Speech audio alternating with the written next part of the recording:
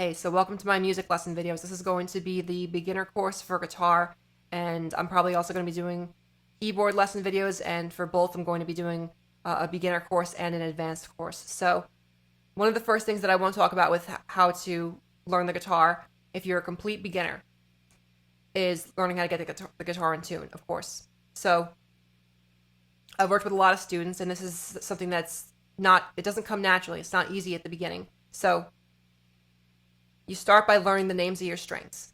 You're probably going to be in standard tuning. Most people are, some people aren't, but standard tuning is E, A, D, G, B, E.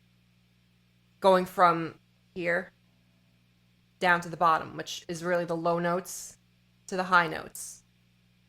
And you can always find that information, the names of the strings, you can always find that information through a Google search. It's very, readily available, of course. So let's say you're using a clip-on tuner or you're using a pedal tuner or whatever. You need to understand that there are 12 tones in music, in Western music. And let's say you're trying to tune your E string and it says D, for example. And then you have to know how to tune it up. You have to make sure the string's getting tighter and it's not getting looser. That's going to bring the pitch up. And you're going to hear the note getting higher. And then in between D and E, it's going to say D sharp or E flat, which means the same exact thing. It's just two different names for the same thing. And you need to understand that normally there's going to be a sharp or flat between two whole notes, meaning two notes that are just like, A and B, as opposed to A flat or B flat. But the only exceptions to that are there's no sharp or flat between B and C or between E and F. Anyway, so if you're going from D to E, you're going to see D, and then D sharp, and then you get to E. And then let's say you have one of those tuners where it's going to say it's still flat, it's E, but it's a little bit lower than where you want it. And it's going to show that it's red. Maybe you got like a meter that's going like this. And it'll be red, and then when you get too high, it'll turn yellow. And then when you're right in the correct area, it's going to be blue. So you're trying to get it just right. So you keep tuning it until you get higher, and then it's too sharp. And you try to tune it down.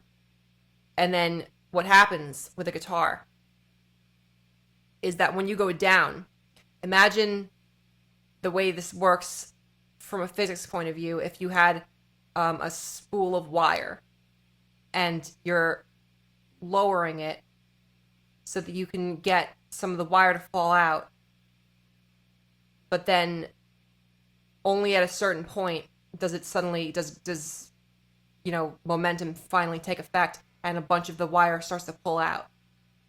That's what this is like. And so you have to understand that if you are going down, this isn't an issue when you're tightening the string, but when you're loosening the string, if you're going down in pitch, you might not see it immediately go down. And you might keep turning it, and then all of a sudden it goes down by a lot. That's because of what I just described with the spool of wire. So what you can do, and this is a really useful tip that a lot of people don't know, even when they've been playing for a while, is if you take the string and bend it, and when you really learn how to play, you'll start actually bending strings like this. But when you're first starting out, if that's too difficult, which it very well may be, what you can do is take the string and see, I'm just gently tugging on it, pulling it away from the fretboard.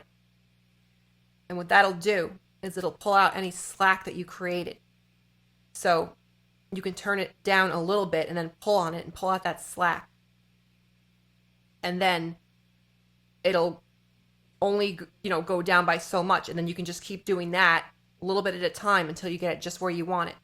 And also, it's a really good idea to, even if it is in the correct tuning, let's say you just tuned it and it just ended up being, you were going up and it ended up just perfect. You should still take the time to pull on the string, because what that's going to do is, if you see the string go flat from doing that, then that means that you were somewhat likely to go flat while you were playing.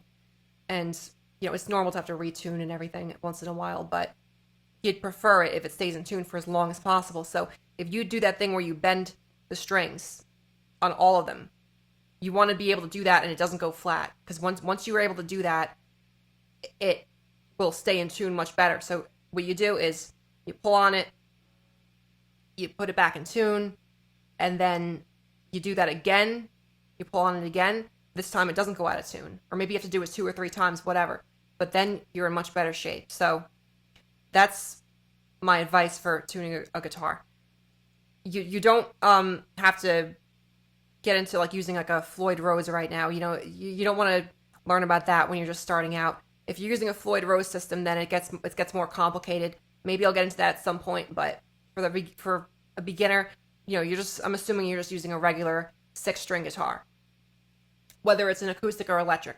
One thing I'll say is that with an electric guitar, you're more prone to seeing something change when you pull on the string. You're more prone to it going flat, and acoustic guitars seem to hold their tuning a little bit better, but you should still, even with an acoustic, I do recommend doing the thing where you pull on the string. So that's a really useful tip, and I hope it helps you out. So then I'm going to move on to the next video now.